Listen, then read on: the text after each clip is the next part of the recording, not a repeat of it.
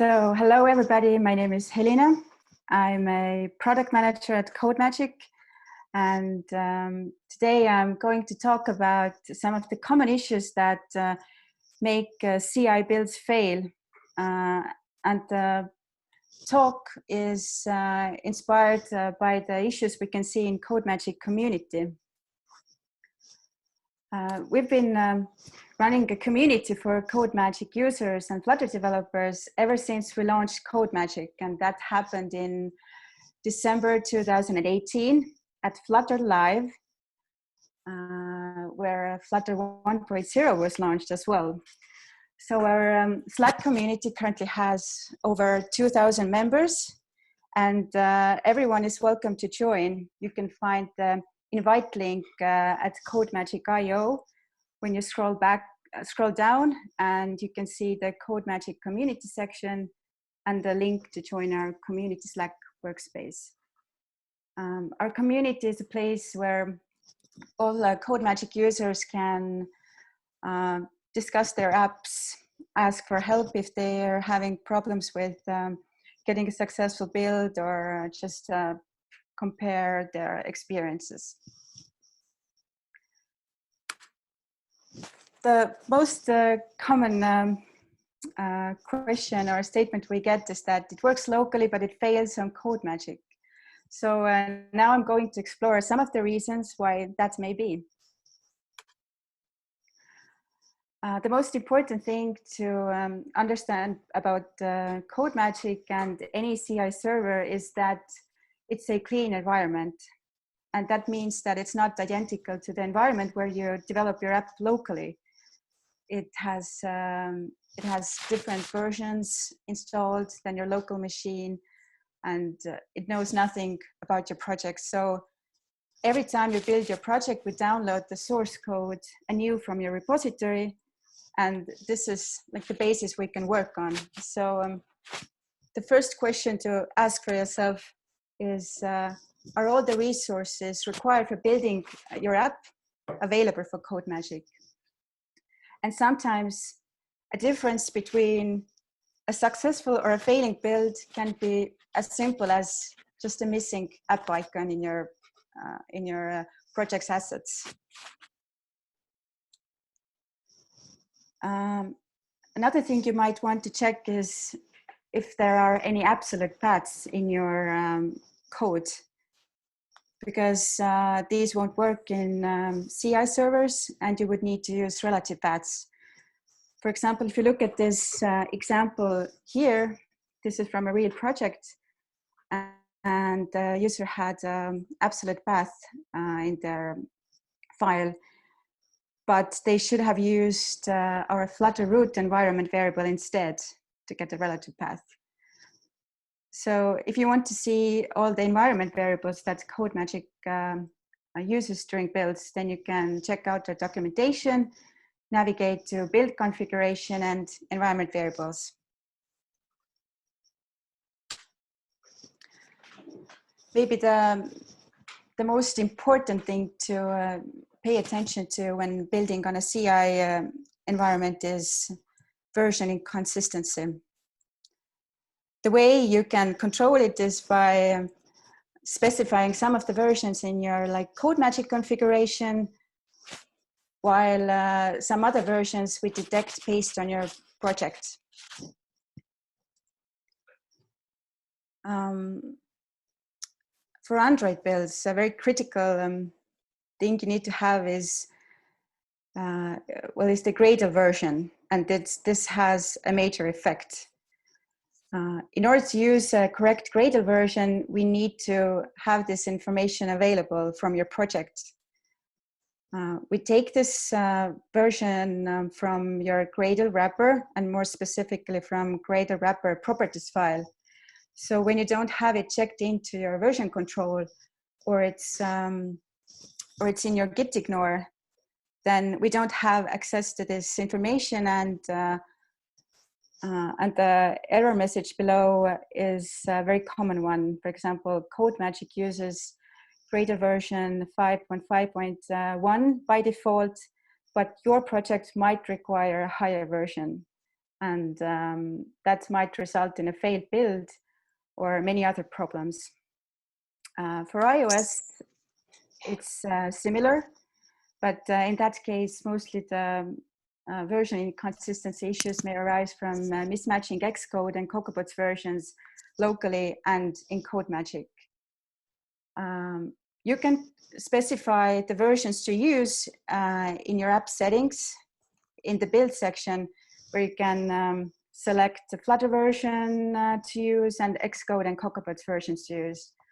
But when using Codemagic Yum, then you have the environment section in it, where you can specify a concrete version to use. I'm just would like to also draw your attention that to the fact that with Codemagic Yum, you actually have more control over your build environment, because you can also define the node and npm versions to be used during the build.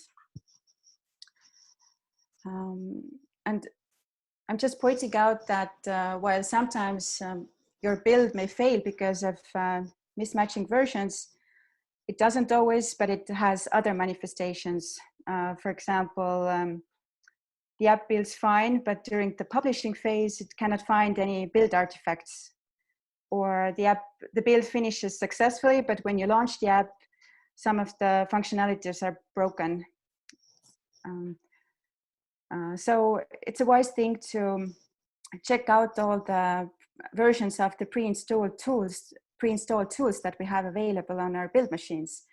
And you can also find them in our documentation. If you navigate to releases and versions and click on macOS build machine specification.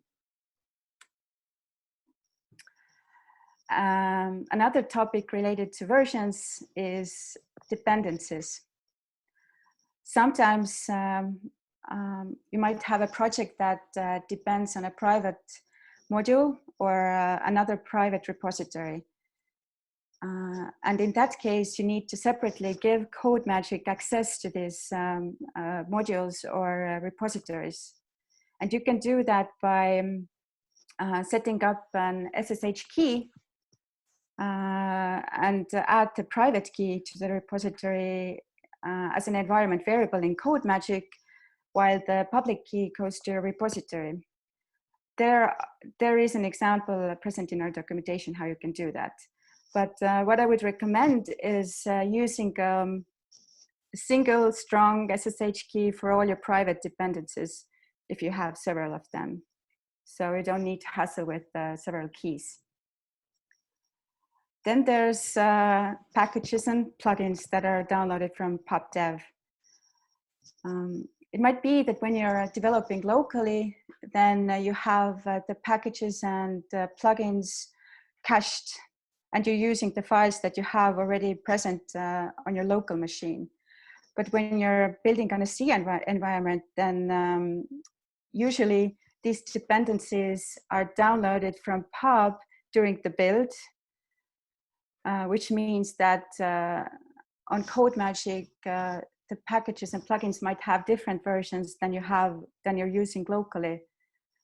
And this in turn might cause some conflicts between the plugins and the packages, or incompatibilities with the Flutter version that you're using in Codemagic. So what you can do is you can lock your dependencies in pub/spec-yum so that you're using a specific version of each package and plugin. And as a final note about version inconsistency, a very good way to debug your builds, if you're like suspecting that it can be related to version inconsistency, is checking out your project and creating a clean clone locally on your machine. And then when you run a clean build, you might likely see the same error messages that you see on your CI builds.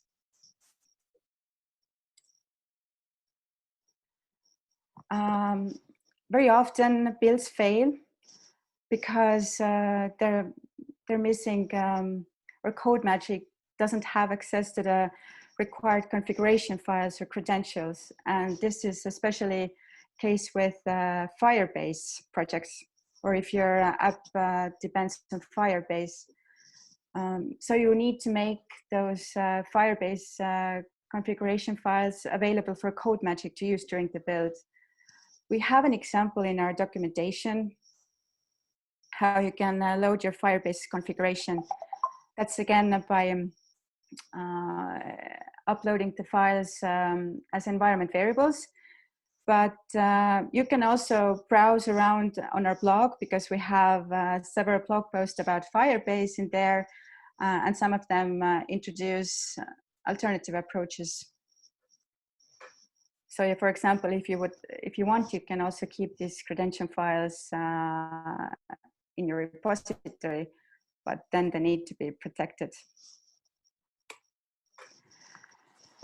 I'm moving on to code signing issues, and I think that this is the part of the entire building, testing, publishing process that causes the most headache to all the developers out there, especially if you're coming from Android development and you don't have any experience with iOS development, or you have just started with mobile app development. So just to give you a hint, the question we get a lot is, I've had a successful build. I can see a runner app produced by Codemagic, but I cannot install it on my device. How do I get an IPA file? And this question is more frequent than you can imagine. And the simple answer to that is that you need code signing. Codemagic offers two code signing options, manual and automatic. With manual code signing, you're expected to upload your signing files. You need to have your signing files ready, and you need to upload them to Codemagic so that we could code sign your build. But sometimes there are problems with that, because the certificate that is uploaded is in a wrong format, or the provisioning profile is not in the right format. But more often than not, the issue lies in the fact that the certificates and provisioning profiles are mixed up. So developers are using distribution certificate with the development provisioning profile, and that will result in an error. And in that case, we cannot code sign. So if you're developing without a Mac, or you think that getting those code signing files ready by yourself is too much hassle, then we recommend that you could use automatic code signing. Because with automatic code signing, Codemagic is managing the signing files on your behalf, and also creating the signing files for you. But there are also some buts. Sometimes developers see an error saying that you already have a current certificate or a pending certificate request. And the reason for that is that the number of certificates in Apple Developer Portal is limited. And when you see this error, you would have to log into your Apple Developer Portal and just delete the existing certificates, and Codemagic will create new ones. With the automatic code signing setup, we also ask for your app's bundle ID. And it's very important to get that one right, because if you don't, we cannot find the right signing configuration for a project, because we use the bundle ID to find the right signing configuration for your app. So a common error is that no profiles for bundle ID were found. Luckily, the Android code signing part is much more easier, doesn't involve that many steps, and there are actually, well, not too many Android code signing errors out there. And if there are, then usually these are related to either missing fields in configuration, that you've uploaded a key store, but you haven't provided your key alias or key store password or something like that. But we've also seen cases where developers prepare the Gradle file for code signing, but then don't realize that they also need to set up code signing in Codemagic UI and upload their keystore file there. And another thing to bear in mind is that when you're releasing your app, then you should always use the same keystore file to sign the app throughout the app's life cycle.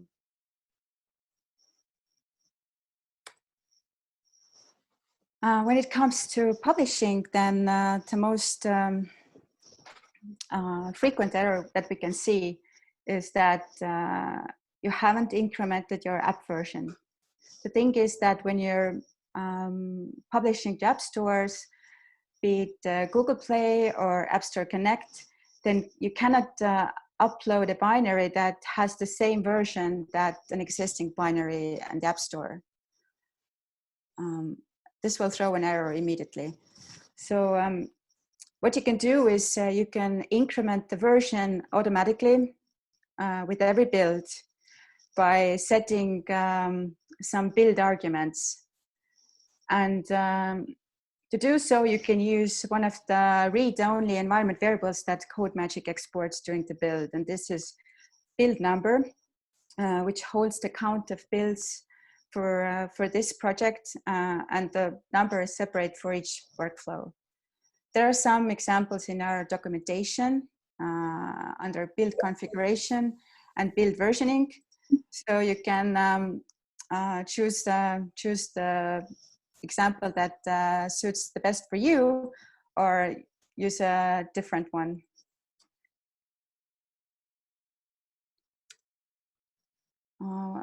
Now, when it comes to publishing to App Store Connect, then we've seen that very often developers are not realizing that they're expected to use an app-specific password in their Codemagic configuration.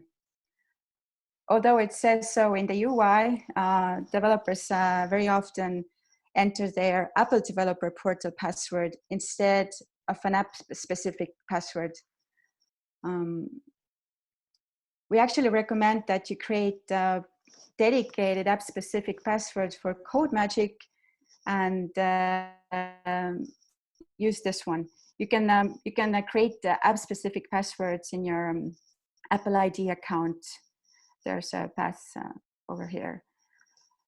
And another thing to note is that when you change your Apple Developer Portal password, then it by default deletes all your app-specific passwords. And then the one that you have in Codemagic configuration is no longer valid, and you need to create a new one.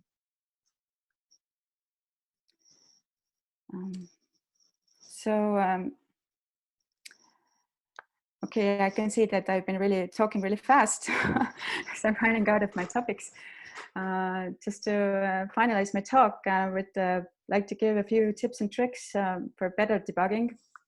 One is that you should turn on verbose mode for more detailed logs.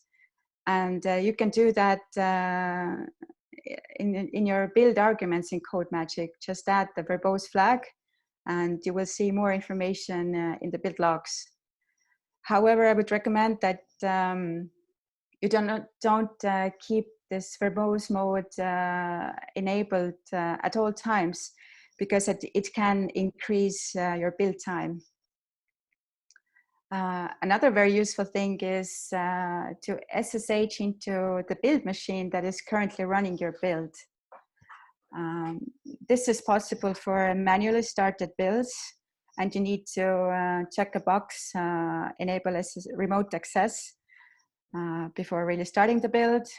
You will see instructions for how to enable the SSH session. And this enables you to see all the processes that are running during the build. You can also rerun some of the commands or make changes to your project. So this is very useful. And finally, if you still can't figure it out, just join our community. You can post your question there, or you can use the search to find if maybe other developers have had the same problem before. And if it's really something you cannot figure out, then the Codemagic team can also take a look and maybe help you resolve your issue. So what I didn't mention is that for all the participants during this webinar, we're handing out free AWS device farm minutes. So if you would like to use this with your Codemagic account to test your app on real devices, just join our Slack community and ping me in Slack to say that I would like to get these device farm minutes. And before I finish this talk, I'm also going to say that next week you will hear a talk by Stanislav from our dev team, and he will talk about how to develop apps for Flutter apps when you don't have a Mac of your own. So when you're developing or on Windows or Linux, then how can you use Codemagic to maybe handle some of the configurations that can be only done on Mac hardware. So thank you for listening, and I'm now available to answer any questions you might have.